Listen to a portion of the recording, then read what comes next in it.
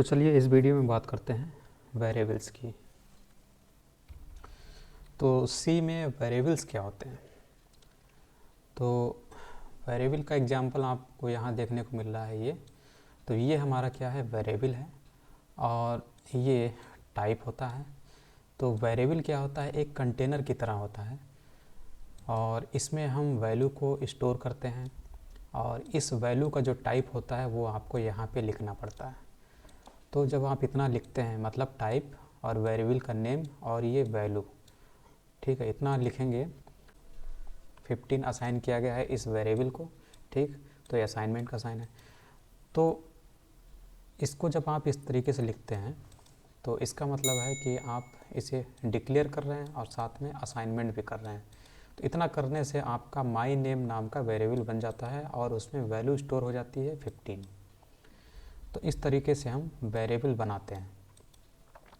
तो वेरिएबल का मतलब होता है कि बनाने से मतलब ये है कि हम मेमोरी को किस तरीके से अच्छे से हैंडल कर सकते हैं।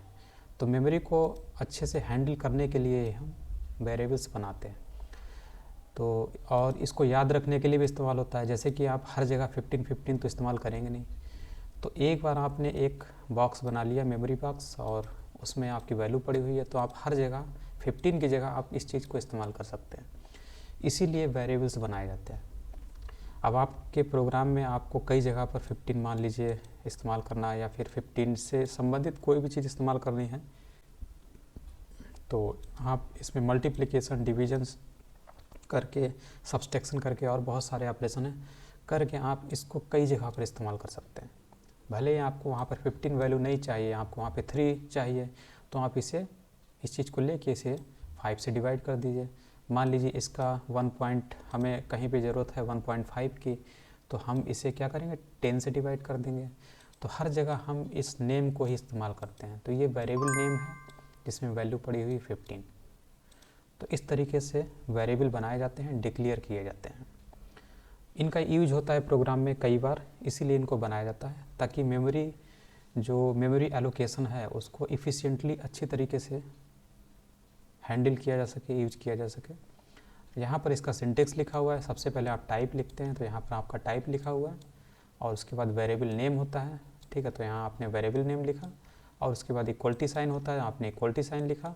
उसके बाद यहाँ वैल्यू होती है जो इस वेरिएबल नेम में स्टोर होती है, तो यहाँ पर आपका वैल्यू है। तो इस तरीके से हमारे वेरिएबल बनाए जाते हैं।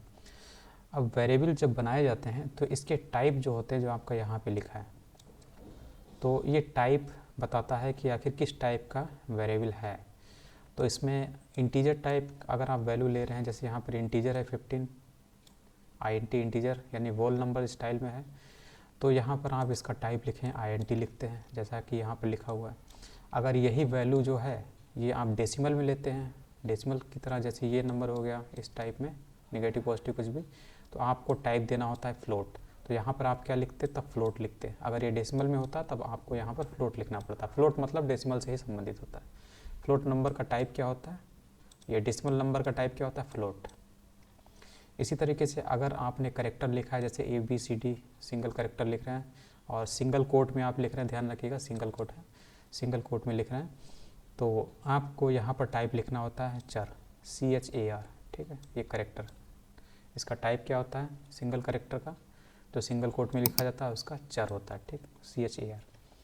तो इस तरीके से ये होता है। इसके बाद एक इम्पॉर्टेंट चीज़ ये है कि अगर आप अपने वेरिएबल को रीअसाइन कर रहे हैं, तो रीअसाइन करने से क्या होगा कि जो नई वैल्यू होगी वो पिछली वैल्यू को ओवरराइट कर देती है। जैसे आपने यहाँ पर वेरिएबल बनाया, इस वेरिएबल का नेम है माई नम और इसमें वैल्यू आपने डाली है 15। फिर से आपने दोबारा इसी नाम का वेरिएबल बनाया और उसमें वैल्यू डाली है 10। तो क्या होगा, माई नम जो आपका जो वेरिएबल नेम है, इसमें अब जो फाइनल वैल्यू होगी उसको 10 माना जाएगा, ना कि 15। यानी इस 10 ने इस 15 को ओवरराइट कर दिया। एक चीज़ इसमें और है, वो ये है कि आप वेरिएबल को असाइन बाद में भी कर सकते हैं। पहले आप उसे डिक्लेयर कर दीजिए और बाद में उसे असाइन कर दीजिए। तो इस तरीके से भी आप वेरिएबल बना सकते हैं। तो ये होता है वेरिएबल डिक्लेरेशन और ये होता है वेरिएबल असाइनमेंट।